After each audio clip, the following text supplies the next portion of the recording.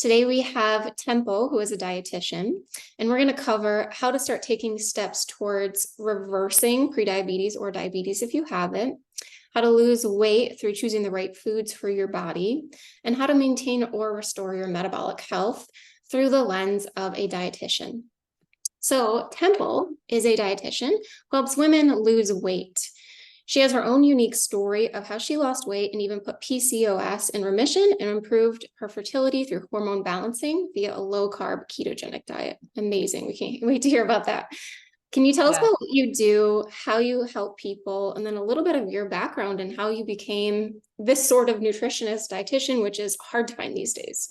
Yeah. Thank you for having me on. I'm excited. So yeah, my story is a little bit different. I think a lot of people, as dietitians especially, find themselves in dietetics because of their own kind of health journey and or someone close to them or whatever. But I initially got interested in dietetics because I was a college athlete and I just knew that when I ate better, I played better and I slept better and my grades were better. So I just attach this obvious correlation together. And I was like, okay, well, this is kind of interesting. I went to college and I was like, I don't really know what I want to do, but I know that I kind of like this, performance-based nutrition. So I had no idea that dietitians were like mostly clinical, like for the vast majority. And so anyway, that was initially what started my kind of like interest in performance nutrition, was just, okay, if I eat better, I feel better, and let me see what I can make this into a degree wise. So I started doing that in college and then started taking kind of classes. And of course I was trained in the conventional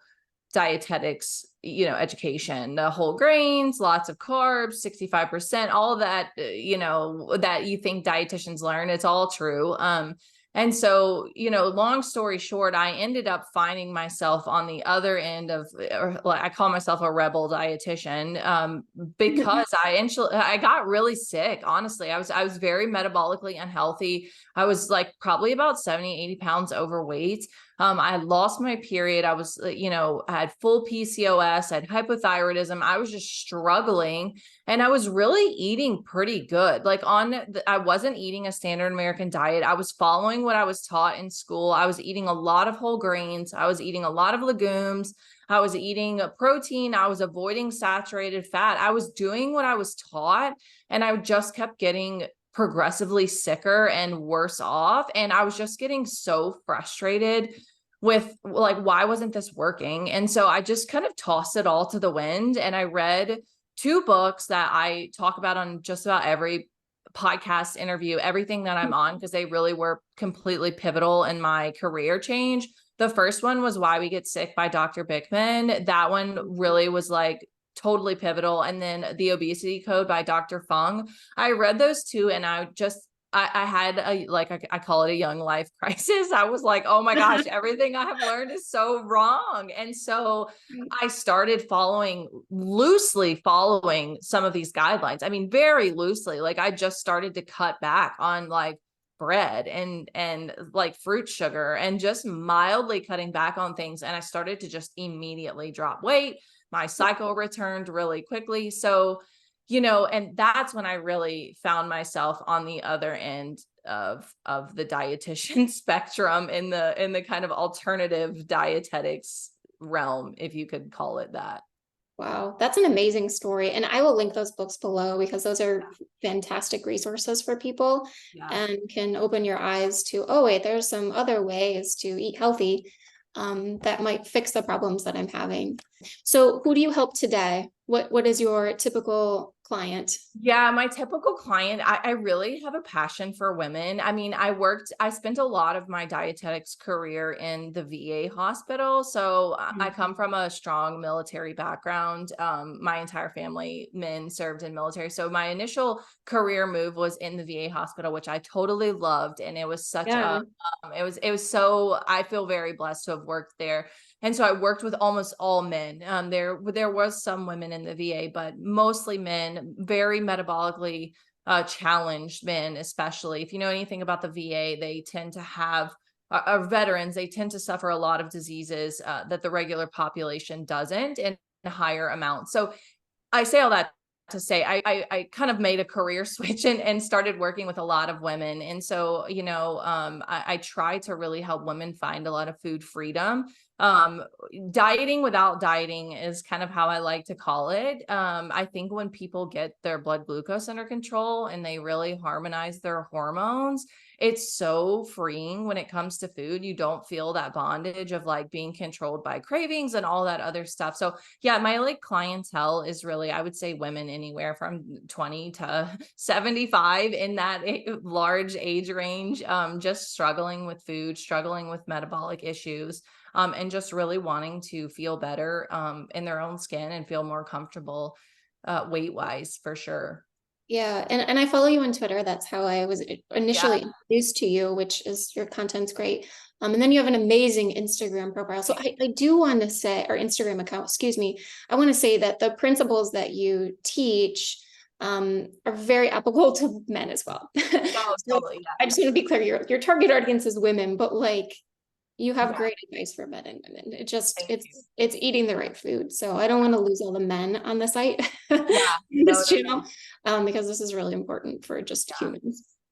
Okay, so question, we're gonna just dive right into it. What are some typical signs of insulin resistance or hormone imbalance that people might not realize is related to their way of eating? And in the next question, we can cover what people can do about it. So a client comes to you and what are some typical things that you either see or they're expressing to you? Yeah, I'll start with the less obvious signs, and then I'll go with like the really like screaming red flags that I see that Sure. people just really don't understand or really highly related to insulin resistance. So I'll start with kind of the outside in, and Dr. Bickman was on my podcast and said this, and I thought it was really enlightening. And he said, like, your skin is kind of like a metabolic window, and I don't think a lot of people realize that is your skin really will start to tell things very quickly. And so I think one of the first couple things people can realize is, one, skin tags have a pretty high link to insulin resistance. Now, not always, of course, there's genetic instances of skin tags and maybe even Right. friction instances, but absolutely, if you have like significant patches of skin tags, that's worth getting a full workup. Same thing with that acanthosis nigricans, that dark velvety patches of skins around your armpit, neck, groin areas. It's worth it. Acne has a pretty strong correlation with Uh, um, insulin resistance as well, psoriasis, rosacea, all of these things that people think are just totally disconnected to metabolic health really right. do play a pretty heavy part in insulin resistance and or inflammation. So I would say that if you're struggling anything, skin wise, it's worth looking at. So skin first. And then secondly, I would just kind of start with the big things like high blood pressure. A lot of people don't understand high blood pressure is almost directly linked to insulin resistance. There are very few cases where I've had a client that has had high blood pressure and I've been like, oh yeah, your insulin is fantastic. Your blood glucose looks great. Like, there's definitely no room for improvement here. Now, I'm certainly not saying this is all cause, but for sure, high blood pressure is one of those that it's like, okay, we need to focus on metabolic health. I would definitely say your kind of PCOS cases, obviously pre-diabetes is insulin resistance happening actively. Even any deviations in blood glucose levels, fasting insulin or fasting glucose in the morning being a little elevated. Another thing that a lot of people don't realize is related to insulin resistance is reactive hypoglycemia. So I see a lot of women that have that deviations from reactive hypoglycemia where they're dropping versus having the like high elevations all the time. They're dropping often and having that like dip and feeling fatigued. That can also be related to insulin resistance. And then if you've read Dr. Bickman's book, of course, cancers, non-alcoholic fatty liver disease. I mean, the list just literally goes on, but weight loss resistance, high blood pressure, non-alcoholic fatty liver disease, all of these things are just screaming red flags that you may have a problem with your metabolic health. And we need to do some further digging for sure. Yeah, and I want to go back to that fatigue piece because I think a lot of people get really tired, let's say after lunch, Yeah. and need a coffee. And that might be from like you have little kids and you're sleep deprived, great. Yeah. Or you just have a really busy life or full life. But it could also be like the things we're eating or this insulin resistance that's hiding or masking itself as just like, just need a siesta in the afternoon to get through. And I want you to share what people can do about these things through like simple tips through changing their diet. Yeah. So a lot of people might not understand insulin's a fat storing hormone. So I'm just going to give a little bit of context that tells our body to store fat. In a metabolically healthy person, you can, let's say, eat a few cherries or some strawberries, and our blood glucose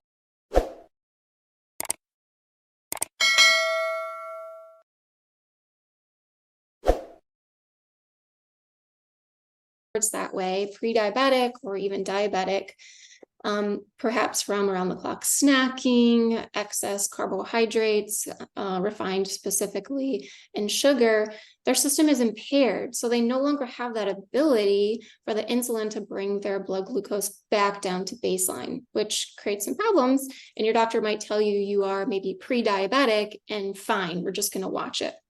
So back to someone comes to you and they want to reverse this insulin resistance. Maybe they have some of the signs that you were just talking about, and their doctor maybe hasn't brought it up, or maybe the doctor has brought it up but hasn't offered some solutions. If they want to restore their metabolic health and stop the track towards prediabetes or diabetes, what are 3 simple things that they can start today in their kitchen at home?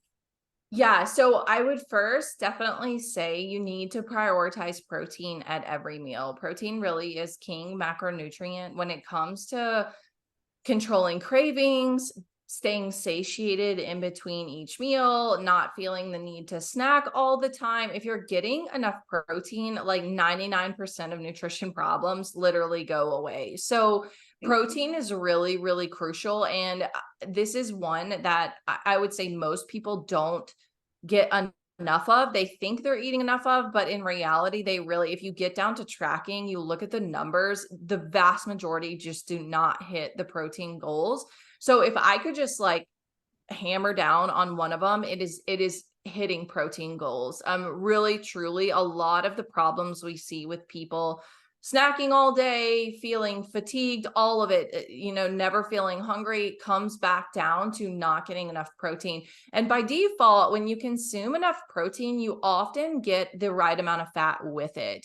And so a lot of kind of mistakes I see with nutrition is people play too much with fat. So they either add too much or they're trying to do like a low fat in efforts to lose weight. When in reality, if you're eating enough whole food protein sources, or you're using like a good protein replacement that has been correctly fortified or correctly made, you will be getting the fat packaged perfectly with it. So whole food protein is perfectly packaged with fat. And so you don't need to overthink fat. I often see that done too. So my first recommendation is prioritize protein. Can I ask, sorry, before you jump into number 2, how much is enough? I think that's a big question that my patients have, and then people that I interact with, like, what is enough? Like, what formula do you use? My like general recommendation for your average, like kind of like non even active human being and baseline activity levels is 30 grams per meal. So that comes down to about 3 eggs for breakfast, 4 to 6 ounces of some sort of protein for lunch and dinner. And that's kind of bare minimum. So if you're doing anything more, like you're lifting weights, or you're a construction worker and you're like doing hard labor all day, like your needs go up significantly. And then if you're, a 6'3" male and or female, then you have to stack more on that. And so that's kind of like my just general rule of thumb to make things easy is 30-ish grams of protein per meal. And then some ways that you might need more is kind of the symptoms I was talking about. Like if you find that you can't make it from breakfast to lunch without feeling hungry, you probably need more. If you're finding that by the time you get home at night, it's 9 o'clock, you're feeling legitimate, true hunger feelings, you're not getting enough protein throughout the day. For women, especially, I see this often. Like if you start to notice your hair is falling out, you're getting brittle nails, your skin is dry, oftentimes those are signs of protein deficiencies. And it's always so surprising to my clients. They're like, well, I feel like I eat enough protein. I have them tracked for 2 weeks, and sometimes they're barely getting over 80, so that's less than what we're talking about. So it truly is, something to focus on.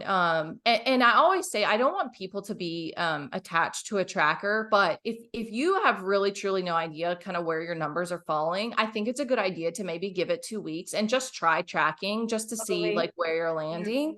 Not something that's unhealthy or like going to give you a weird relationship with food, but just do it from a purely subjective, like, I want to know the numbers I'm hitting. And I really find it super beneficial for people to, one, see how many carbohydrates they're consuming, and then two, really getting a good idea, like, oh, wow, my protein is actually a lot lower than I really thought it was. So that would be my first recommendation. And then again, emphasis on whole food proteins. I think when we start talking about protein, and I am for a good protein powder. I think there's a couple great ones out there. I really love Dr. Bickman's Health Code. I love Equip Foods. Like, I think there's some really great ones on the market. But again, emphasis on whole foods, eggs, chicken, beef, fish, steak, the whole, those things, because they're perfectly packaged with the right aminos, with the right amount of fat, etc. And then my second recommendation food wise would really be ditch sugar and flour. And any combination of the two. I think those foods, I think, are probably the most detrimental in our diet. In terms of the combinations that they make up. If you think about sugar and flour, they're the highest glycemic things that you can consume. So highest glycemic meaning they spike your blood sugar the quickest, they keep it highest the longest, and they really do have the highest insulin response. And they also just make you feel the worst. Like, they just really provide no to little nutritional value. They do have quick energy, but you really don't need quick energy if you're consuming enough protein and non-starchy vegetables, etc. So if you can really control sugar and flour, prioritize protein, your diet, your lifestyle, the way you feel is going to be improved by loads. And so I really encourage people, when I start working with them, go through your pantry, look for anything that is made primarily of sugar and flour. So breakfast cereals, breads, desserts, croissants, pastries, pancake mix, cake mix, anything that is primarily made with wheat flour, white flour, sugar, honey, molasses, all that kind of stuff is in the same category for me. And then they're really addicting too, right? Yeah, super addicting. It's hard to break that habit, but once you do, you start craving more of the real foods. Yeah, 100%. Really hard. I do want to address that because I think a lot of people really struggle with that, and you're not alone.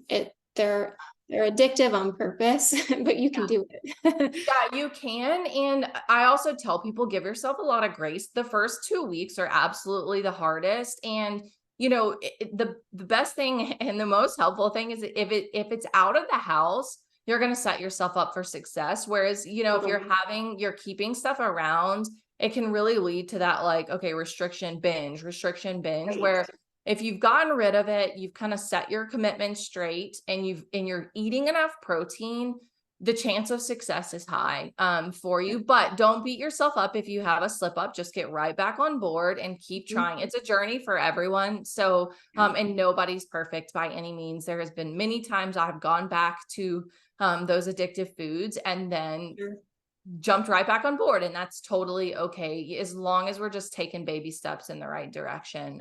There's always hope there.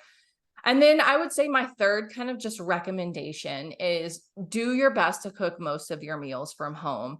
And this one I say comes with an asterisk, because I think you can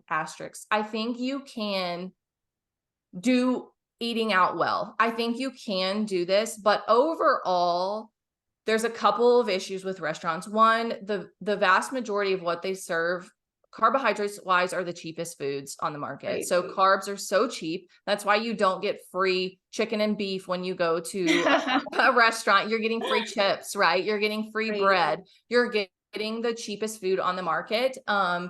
You're not getting free proteins, so that's one thing is you get very large servings of oftentimes the cheapest food, mashed potatoes, French fries. Notice those things when you think about all the meals you've had out to eat. That's what is consuming the plate. It's not, the burger or the steak or whatever. It's mostly carbohydrates if you break it all down. Secondly, they use very cheap, refined oils, ingredients. It's often full of additives, artificial things, MSG, the list goes on and on. There's just not a huge emphasis on high quality ingredients by any degree. So you're in control when you eat at home, and you're in control of the portion sizes. You're in control of the quality of the food. You're in control of the ingredients you're using. You're in control of all of it. And so I would encourage people to, as much as possible, and I understand there's grace with this as well, because I've got kids and all the things, but try to cook and plan and eat most of your foods from your own home.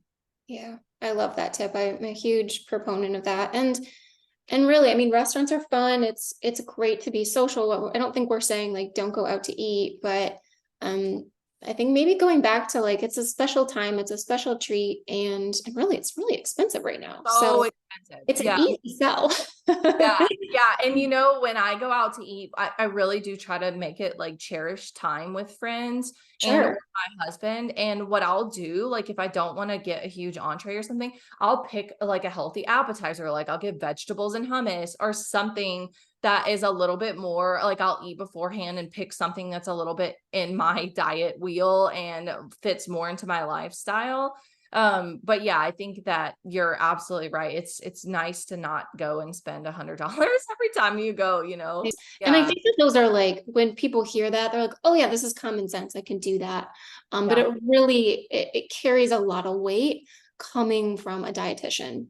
A problem I see is I treat patients in the home health setting, and they come home from the hospital, and sometimes they have spoken with a dietitian, but they get these like very vague recommendations about eat more protein.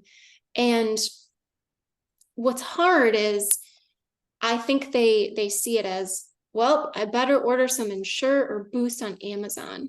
Oh, And I that's know. their big takeaway. Or they don't know how to, how much protein to actually eat or what counts as protein. Like, is peanut butter a good source of protein?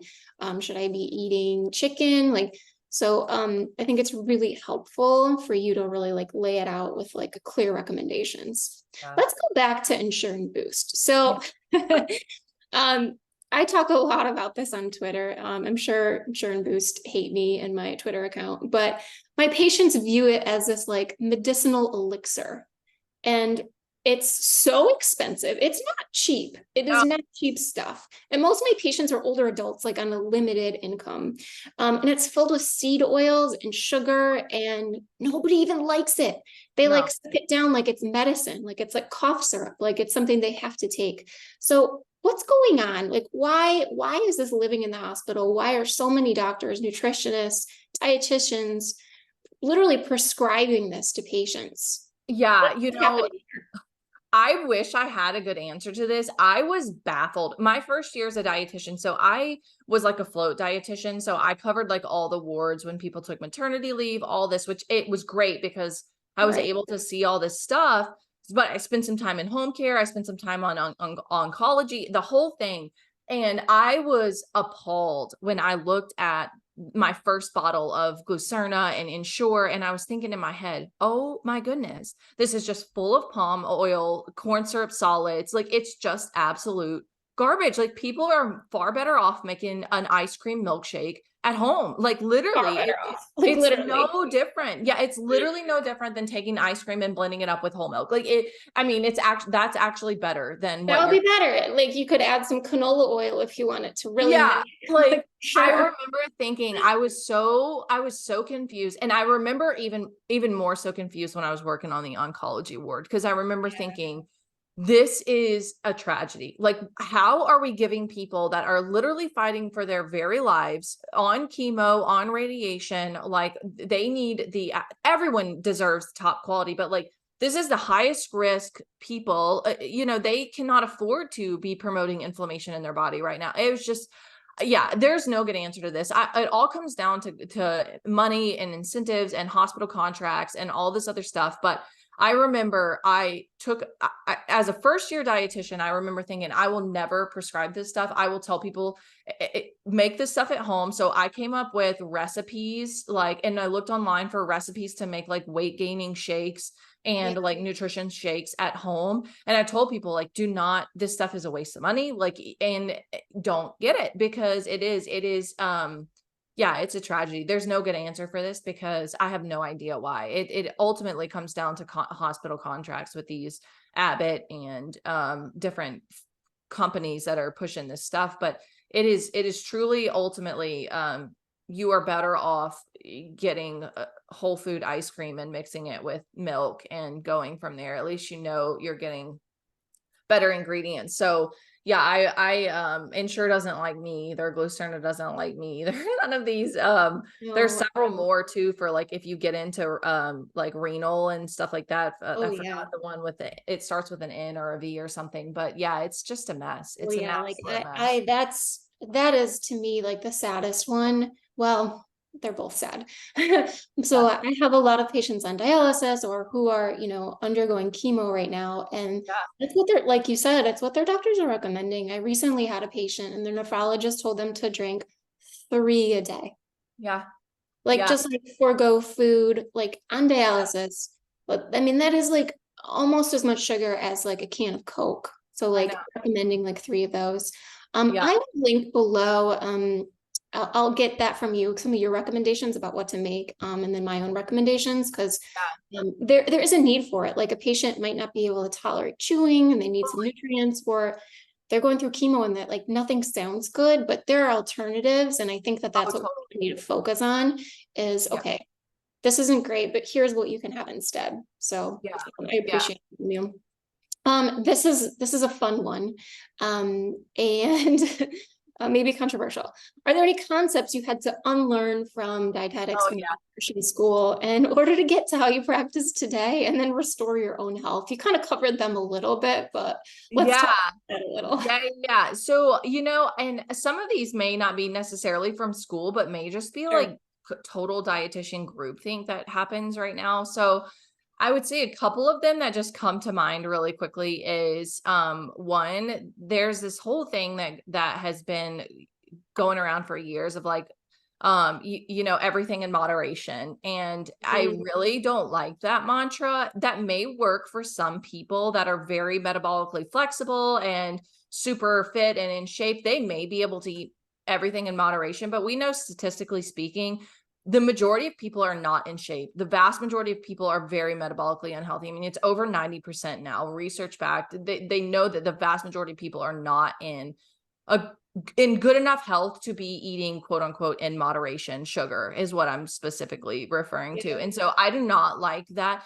Also, moderation is so subjective. Like your moderation may be a cup of sugar a day or a Coke a day, or having a slice of cake a day, whereas my moderation might be more and or might be less. And so I could never get down with this, like, okay, we're supposed to be the nutrition professionals, but we're basically just telling people to eat whatever they want as long as it's in moderation. And that doesn't make any sense. Like if we want people to have therapeutic change, then we need to help them understand how food impacts their body and understand how to manipulate it. And I'm not saying that, we need to make foods like bad or good or toxic or non-toxic, but I do think people need to be well informed on like, this is what happens if you eat too much of this food and this is what happens if you avoid it. It's the same principle of like giving Yeah. an alcoholic a shot. Like you just would never do it, and a lot of people are just not in a place to be eating sugar in moderation. I would say most people cannot afford to Yeah, handle that metabolically. going back to this, it's like really addictive. I think maybe, and correct me if I'm wrong, but my take on it is, what if we talked about like eat primarily like real, whole, single ingredient natural foods, and enjoy some of your vices once in a while, but understand they are really addictive, Yeah. and it's really challenging to say no to something that's loaded with like fat and sugar and refined grains because it's delicious. Yeah. And, Yeah. like most packaged food is very tasty and it's designed to be that way. So it's not like you're a bad person or like you don't have, good willpower. It's just the stuff is really hard to say no to. So when you focus more on the real stuff, that's what you start to crave. And it's almost like a self-regulating system. 100%. Or I don't know how you package it to your clients, because it's a tough subject. It is. It is. And I think everyone's on a different playing field when it comes to like their level of being able to quote unquote moderate.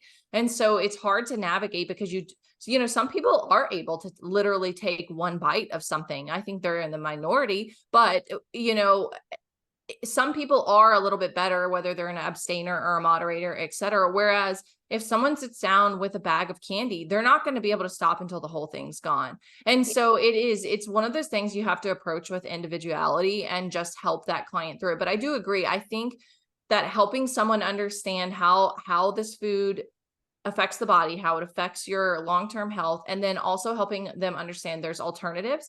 There's things that you can use like stevia and monk fruit and, you know, 80% dark chocolate. There's alternatives that you can make that taste great, that aren't that much different from the quote unquote like bad version, that aren't going to affect your, you know, so I think that that's one way to approach it as well.